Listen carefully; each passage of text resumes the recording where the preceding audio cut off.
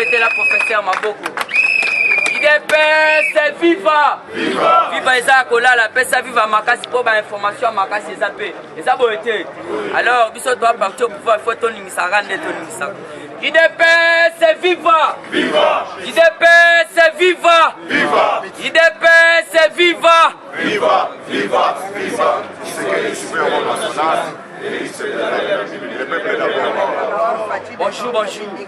Vous excusez on a ta chapeau, pourquoi tu es pourquoi tu l'as ta. Oh, bazali ko lukisa biso.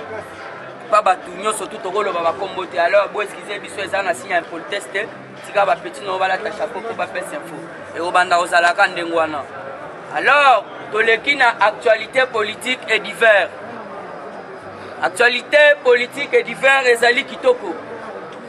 Pourquoi tomoni monsieur Félix c'est mon mboka a lobby élection naie à la tête il y a Union africaine ezali oyo tobengi IDPS viva ezali kosala oyo kozongela ya RDC sur le plan international tobeteli mwana mboka maboko makasi Fachi a lobby lisusu boye a lobby dans la politique. On peut réaliser tout quand on a la volonté. Pas preuve, que non, à la volonté à gratuité de l'enseignement, on a besoin de temps au fêlé. Malgré combativité, baso combattre mais jamais tu à la bâtie. Mais ils ont déjà ligne de volonté au facha la kisi que non, la opposition aux la volonté au resala makamutu. Akaj basepeli na likanisi ya oyo kofongola procès. Il y a surtout détourner mbongo à sorte de mouton. Na parquet ya makala ba fongola ki déjà.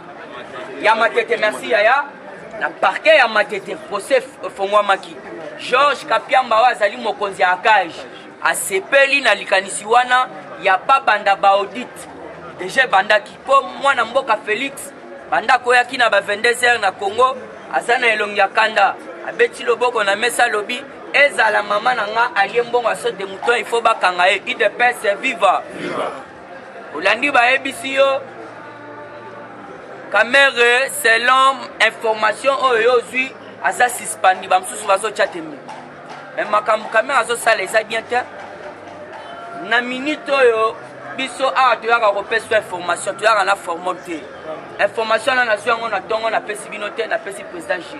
Ake a traité nga pe na ke na traité. Mais tu comprendre que non, selon présidence, nous salifito. Information belé bozela na radio borozwate.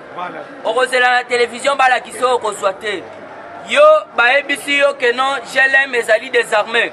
Bon, musalama pompera ngaya eza yangwana pour désarmer qu'on nettoie l'appareil judiciaire. Mais yangwana déjà fatia sali yango, est-ce que l'année yango même na RTNC? Et puis Peter Pam a considéré qui déclaration pour la lutte contre la corruption. Nous les Américains toye kokanga. Merci. IDPS viva. Viva. Alors tu go so point. Ceux qui ont chef de l'État tient caméra hors jeu à tient à distance, il faut yeba. Pour les bakotuna et lukuta bango bako kabanate boy ceci c'est là. Et ça formol boy. Yeba que pourquoi caméra mokonza mboka à tient distance. Yoka. C'est la présidence. Caméra est mise en quarantaine par le chef de l'État. Une source digne de confiance nous apprend ce matin, à lobby, que le chef de l'État Félix aurait pris la décision d'isoler son directeur de cabinet par 3 mesures restrictives, à savoir, mesures Yangwana, on de lobby, Yaliboso et Saboye. Il n'assistera plus au conseil des ministres. Il n'assistera plus au conseil des ministres. Il n'aura plus le pouvoir de signature au ministre des Finances. Et puis, il ne voyagera plus avec le chef de l'État jusqu'à la nouvelle ordre. En effet, Yoka, le directeur de cabinet du chef de l'État, est cité dans plusieurs dossiers et des détournements qui discrètement la présidence de la République. En attendant l'audit sur le programme, l'urgence de 100 jours, M. Kamere est mis en quarantaine par la République, par le président de la République. IDPS viva! Viva! Papa, Français balobaka, il n'y a pas de fumée sans feu. Voilà. Comment ça fait-il que Kakamere 15 millions de dollars, Kakamere Makambo, Otobenga saute des moutons, Kamere Makambo Albert Yumata qui est directeur hollandais, na kati ya présidence 3 mois batu bafutamite, mongo à 100 jours ya Kasai oriental, Kasai occidental, bazuite, va même ya Lubumbashi. Alors yo soro yoki que chef de l'état tient dans Mopanzi. Au côté débat ya ni. Côté débat au contraire, Koumisa yango, ezali sans débat. Na yebisaki bino jour wana que non a nettoyer appareil judiciaire. Mais bolandi batu bakoma loba o basa batu kaka ya Kabila. Bokolanda batu wana ndengeni. Kisekedi Félix Kisekedi Chilombo. Aye na pouvoir, akuti kaka ba procureur général wana awa. Ba otobengi ba magistrat ba cour de cassation ba kabang numbi. Batu Kabila. Frank Diong abimate kana batu wana. Et Génie Donga la bimate kaka na batu ya Kabila wana. Lelo Moïse Katumbi na kati ya mboka. Kaka batu wana te. Ebongo lelo Fachi azui bango, atie bango Mopanzi atie batu na ye. Yo siko kolobake atie batu ya Kabila ndeni. Tolanda batu wana te. Cela na kopesa information il y a M. Tobengi premier ministre belge Sophie Willems ndenga pesi o Tobengi M. Foyul na bandeko na ye bakenda pesa lettre ya remise et reprise. Ya nini ya memote ya crise ya. Alors okoyeba pourquoi bango nyonso tu batie Mopanzi balobi baza disusu na politique te. Na kopesa message. Toleki nalandi monsieur la mère Mende IDPS viva. Viva. La mère Mende lobby azalaki interviewé. La mère Mende lobby selon ba critique. Oh, parce que ça la contre chef de l'État Fachi Beton et pas battu ya FCC aza contenté. Yé moko la mère Mende. Alors Biboé, il est temps de Félix Kisekedi de travailler très calmement. Bande konanga ya FCC biso tosali na bino 18 ans. Tosali le côté à la portée et à la population. Alors comment ça fait-il que moi n'amboka pe aïe? Au lieu de que l'État, tu comment calé. La mère même dans ce pélaté. Yangana lobby, nazo se pélaté comment na bango ko calé. Nde sikoyo, au moni guerre koti. Bato FCC, balingi sikoyo ko ça attaque contre la mère Mende. Pour balobi, la mère Mende ba pourquoi lobby à la bimisi bango na poissa. IDPS viva. Pour à comprendre déjà que non, il est temps. Yafati a dirigé très à l'aise.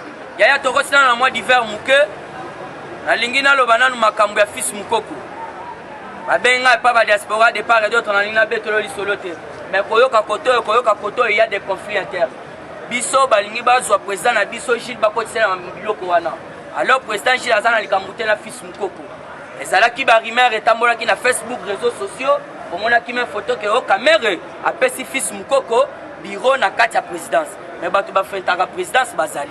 Est-ce que basi ba mona nani fils mukoko na bureau na présidence ye moko aleka na chaîne lobby a démentir ango a lobby nazo kamo bazo lobanga nazo sala pas caméra fils mukoko est de notre biso tozana na problème te biso tozana na problème ata mukete alors bozwa président Gilles bakotisa na makambo wana te d'ailleurs batu nyonso tu na kati ya parti babandaki koboya fils mukoko. Le seul président Gilles nde muto abandaki kolobela fils mukoko. Alors il faut yeba que président Gilles azana bolingo. Bana poto batika ko déranger biso, kozwa conflit kokotisa boye rien. Balobeza ba conflit na bango. Alors s'il y a des conflits luka moyen bo ranger. Fils mukoko azande kona biso. Net mobilisation tozo sala oyo ya stade des martyrs. Yebe akoya na batu na ye. Ceux qui beaucoup de décourager. On moniteur que rendre faiblesse pour ça peut atteindre 10 personnes, 40 personnes au bakoya. Et d'ailleurs, les abanda qui colité. Babanda au mona bato lelo basolo bate. Les ba fils mukoko na babando sala lit. Babando mona batu mususu wana te. Alors fils mukoko, il est de notre. Tozana un problème te. Eric Apongo biso pe bana base sans formol. Tolobi boye. Otindela biso caméra ko la kisaite ba caméra pesa base à sans formol pour basa la chaîne à bango et yaki déjà. Alors yo za numéro à président Gilles. Pourquoi ko benga maman na ta yawa et monsieur caméraman wana si yawa. Azo pe numéro akenda pozo le biso numéro. eloko nini ezozanga po obenga mutu wana oyo pesi ba caméra po yawa po baza sans formol balobi Eric Apongo abeti formol mais toyebi ke yo za panafricain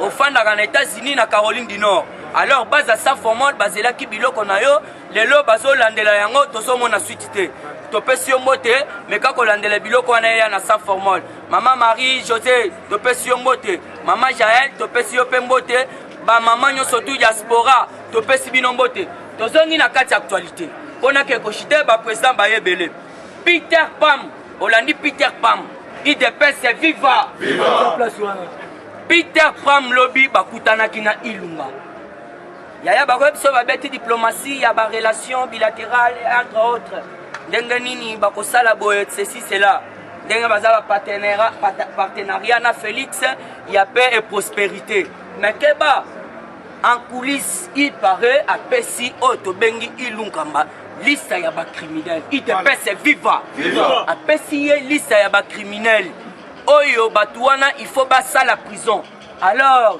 il paraît que kombo ya mutu oyo alphabet nyonso tu ekota eza na kati ya liste wana alors monsieur Ilunga zalaki très étonné lobby après avoir kobeta diplomatie wana entre tête à tête na Ilunga Peter Pamaeli relation bilatérale te ezali diplomatie o babetaka na télévision alors yo yeba que non eloko ezawana c'est le moment ya bato oyo nyonso tu basala ba crime ba répondre na ba crime na bango wana monsieur Peter Pam na Ilunga lobby IDPS viva après avoir kosolola wana accueilli alors il faut yeba que na minute oyo mwasi ya Kabila et mwasi ya Kanambe na Kanambe pe baza na kati ya sécurité po elakisa mingo yoka sanjaliga kima mais moyen ezalaki te po na minute oyo batu nyonso tu wana basala crime na Kabila ye moko selon nos sources alobi boye azala ye aza auteur mais ba oyo pe basala ba crime na régime na ye si il faut que basamba